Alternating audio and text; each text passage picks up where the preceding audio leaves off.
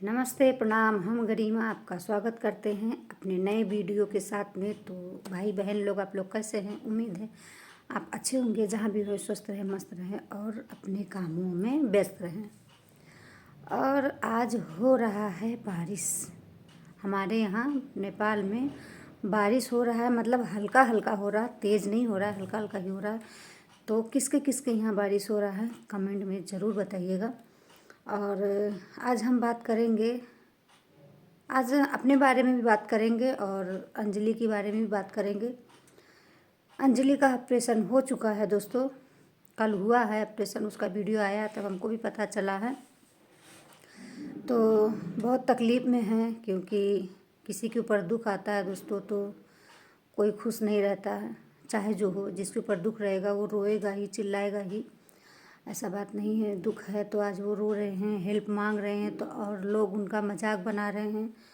तो प्लीज़ हम आप लोग से हाथ जोड़ के कह रहे हैं, किसी का मजाक मत बनाइए, क्योंकि आज हम किसी का मजाक उड़ाएंगे तो कल मेरा भी मजाक कोई ना कोई उड़ाएगा ज़रूर। तो इसलिए नहीं उड़ाना चाहिए। और इंसान का शरीर मिला है, इंसान के तन में आए हैं, इस संसार में आए हैं इंसान बनकर, तो दुख तो आता जाता रहता है दोस्तों, ऐसी बात नहीं है। तो दोस्तों मैं यही कहूँगी कि कोई भी गलत कमेंट ना करिए, उनका मजाक मत बनाइए, उनके साथ मतलब गंदे व्यवहार मत करिए।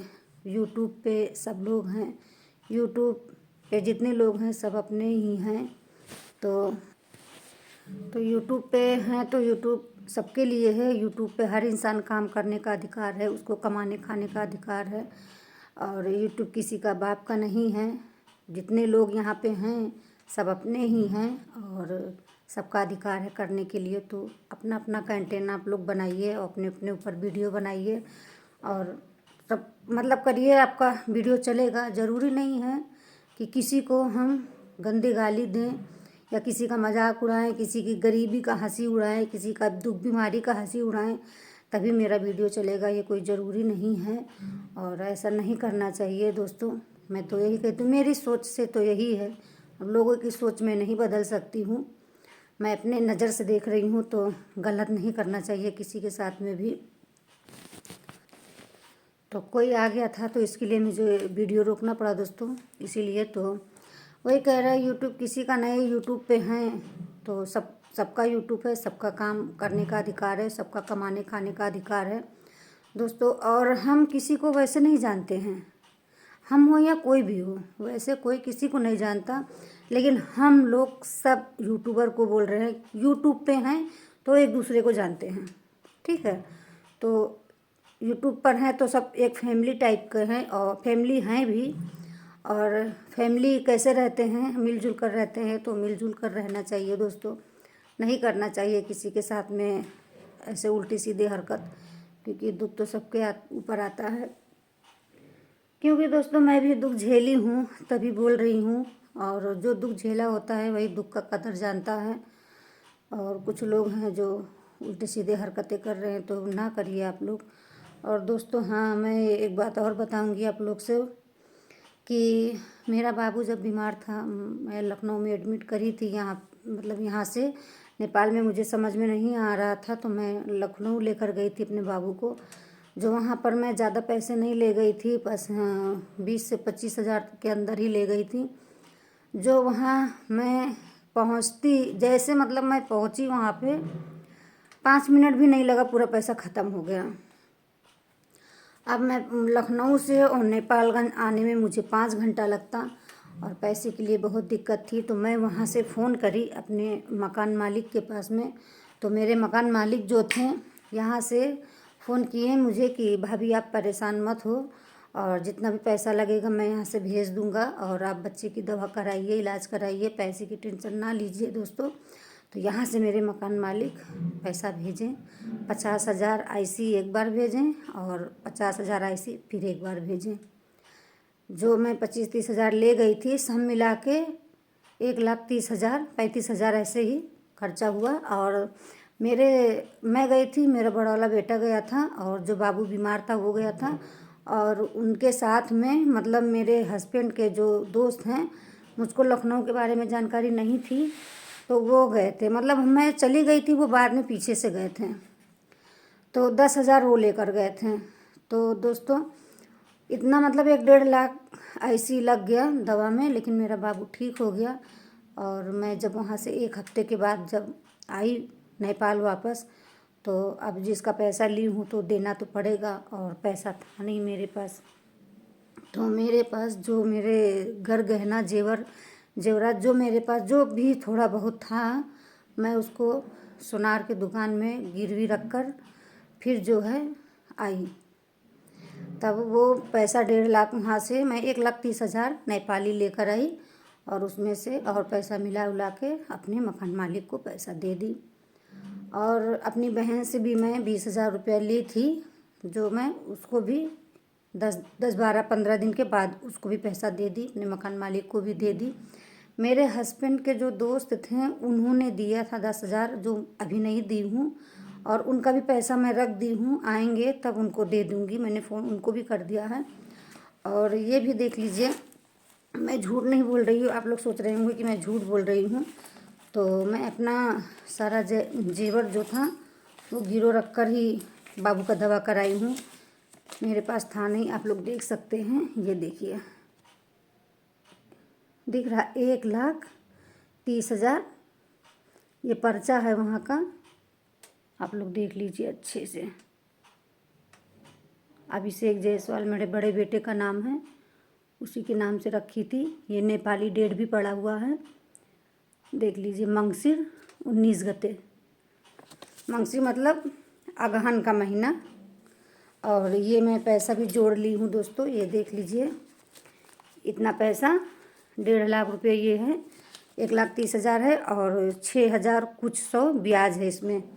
तो इसको आज मैं लेकर जाऊंगी सामान अपना छुड़ाने के लिए, क्योंकि ये पैसा मैं बहुत मुसीबत से जोड़ पाई हूँ दोस्तों। 2 महीना हुआ रखे हुए, और ब्याज चल रहा है, तो इसका भी बहुत टेंशन हो रहा है कि हर महीने 3,3200 रुपये ब्याज चल रहा है, तो 1 महीने का तो मैं कहाँ से दूँगी इसका इतना पैसा। तो इसीलिए मैं इसको 6,400 शायद कुछ ऐसे पैसे हैं ब्याज, मेरा बाबू रात को जोड़ के पूरा दिया है, मम्मी लेकर जाओ और सामान लेकर आओ पूरा। तो पूरा सामान मैं जाऊंगी, अभी खाना मेरा बन चुका है, और अभी बारिश हो रहा है, हल्का हल्का बारिश बंद होगा तब मैं जाऊंगी और सामान लेकर आऊँगी। तो अगर हो सकेगा मैं तो ज्वेलर्स का वीडियो भी बनाऊंगी, अगर वहाँ पे आदेश मिला बनाने के लिए तो मैं वीडियो बनाऊंगी, और नहीं मिला तो मैं सामान लेकर आऊँगी तब तो आप लोग को दिखाऊंगी ज़रूर, आप लोग झूठ मत समझिएगा। और मेरा बाबू बीमार थे, एडमिट था, मैं शॉर्ट वीडियो ही बनाई थी 3-4, जो मेरे शॉर्ट चैनल पे पड़ा हुआ है, मेरे चैनल पे शॉर्ट वीडियो में पड़ा हुआ है, आप लोग देख सकते हैं। और मैं दिवाली के तीसरे दिन मैं वैष्णो देवी गई थी घूमने के लिए, जो मुझे पता नहीं था कि मेरे बाबू के शरीर में कुछ बीमारियां बन रही है, इसके बारे में मुझे पता नहीं था। हल्का फुल्का बुखार आ रहा था, तो यहीं से चेकअप करवा के 1,000-1,200 का दवा आया था, मैं ले आई थी। तो उस समय आराम हो गया था, लेकिन मुझे ये नहीं पता था कि अंदर क्या है। मैं वैष्णो देवी चली गई, जब वहाँ से दर्शन वर्शन करके मैं लौटी आई वापस होटल में, बस रात में उसी दिन रात में मेरे बाबू का हालत ख़राब हो गया और बोल उसका बंद हो गया। तो मुझे लगा कि मेरा बाबू का तबीयत बहुत ज़्यादा मतलब ख़राब है। मेरा आँख खुला जब, तो मैं उसके शरीर पे हाथ रखी, क्योंकि मेरे बगल में ही सो रहा था, मैं हाथ रखी तो उसका बोल कुछ नहीं निकल रहा था। मैं तुरंत उठी, झट से लाइट जलाई और पूछी, बाबू बाबू क्या हुआ क्या हुआ। तो उसके मुंह से दोस्तों कुछ निकल नहीं रहा था। मैं वो पल याद करती हूँ तो दोस्तों बहुत दुख हो रहा, बहुत तकलीफ़ हो रहा कि मैं उस स्थिति में कैसे थी। मेरा बाबू सिर्फ ये बोला कि मम्मी मैं जा रहा हूँ। दोस्तों उस वक्त सोच लो कि मैं मर गई थी, जैसे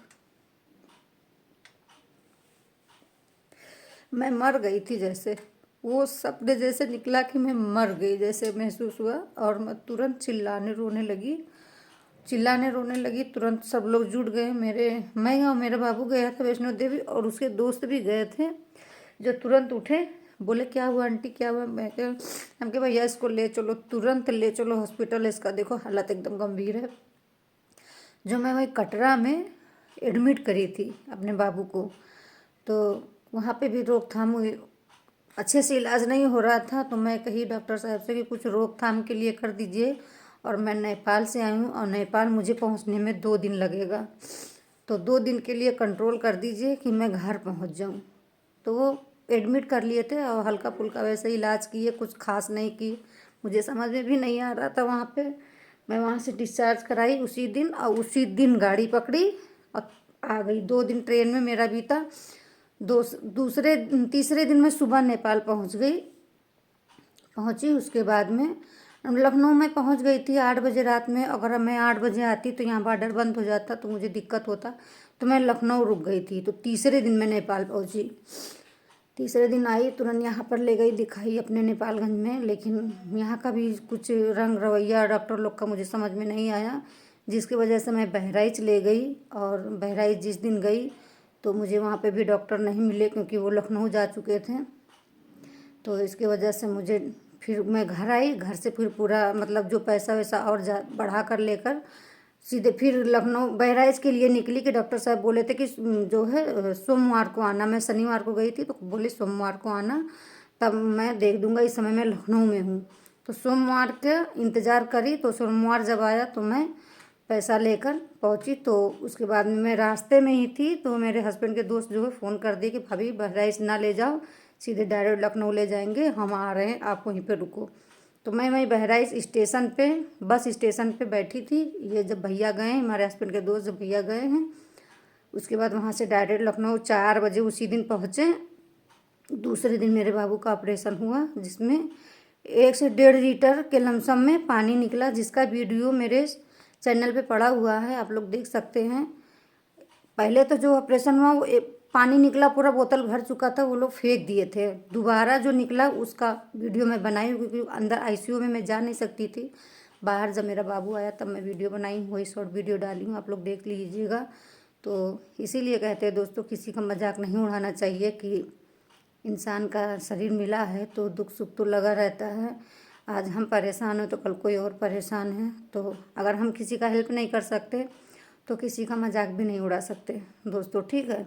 तो इसीलिए सबसे हाथ जोड़ के कह रहे हैं, और आप लोग मजाक किसी का ना उड़ाइए, और अच्छा नहीं कर सकते तो बुरा भी मत करिए, गलत कमेंट भी मत करिए दोस्तों। वीडियो बहुत बड़ा हो जा रहा है और मैं बताऊंगी फिर दूसरे वीडियो में। मेरा छोटा वाला बाबू भी बीमार था 2021 में, 2 साल उसका भी दवा किए हैं। तो वीडियो बड़ा होने की वजह से मैं यहीं पे एंड कर रही हूँ, और फिर बाद में बताऊंगी कि मेरा छोटा वाला बेटा कैसे बीमार हुआ और कहाँ से दवा किए। आप लोग को अगर जानना है तो कमेंट में ज़रूर बताइएगा। तो मिलते हैं दोस्तों फिर अगले ब्लॉग के साथ में, तब तक के लिए बाय बाय।